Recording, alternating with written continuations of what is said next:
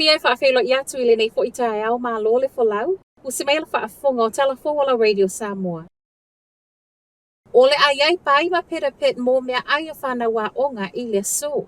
Mea aina ia whanau onga wa so ova yaso tuwai matua i ua ina whaatau wea onga pizzas ma whai sausage sizzles e whawhangai whanau onga pe ona tā ufoi i reporti ana nafi. Ma i le so ai ova yaso whaatuwai. O le so lewa whaau popo ai mapai whaapea pera pet e se mai mea ai masani e se fulu afe. Leo lo tufa i lalo le polo kalame o lo ofo mai ai mea ai mo whanau onga. O le swinga wa iai mo na o le so, ma e ui o le pai e le tutusa ma mea ai masani nei, e wha amalia ina ai le soifua malolo ina le leo whanau onga peitai, mai le pūlenga o le polo kalame o se whainga ia sanga wha le leia atili ai lea ngai i luma le au nanga.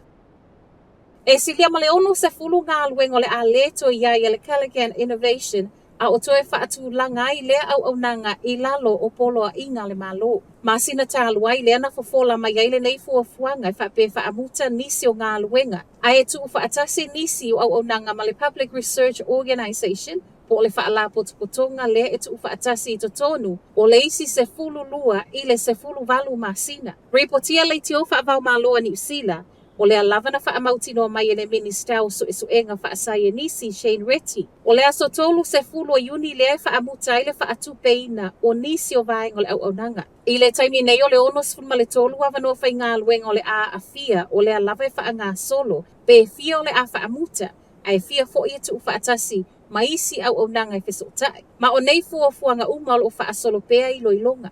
Ai mai le yuni ala pisa a, wa ia tua ia le malo i le nei vaea ma le tala, o suinga nei o le a tili wha amalo si ai le anga i atu no i whafo tangata nei e ngafa, ma suenga whaasai e nisi.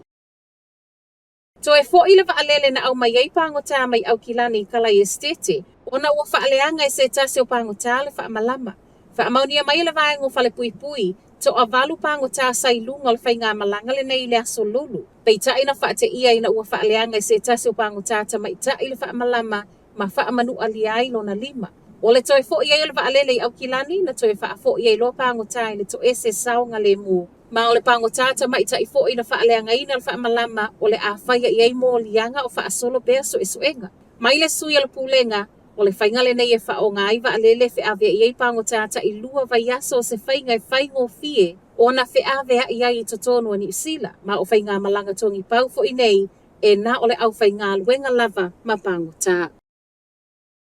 Sai mai e leo le talavoa o sa ili ai le na wha mata uina le leo wha o ngai le la au malosi Palmerston North. Wha amaonia mai e le ofisa o leo o le na mawana pope tusa o le te o le valu.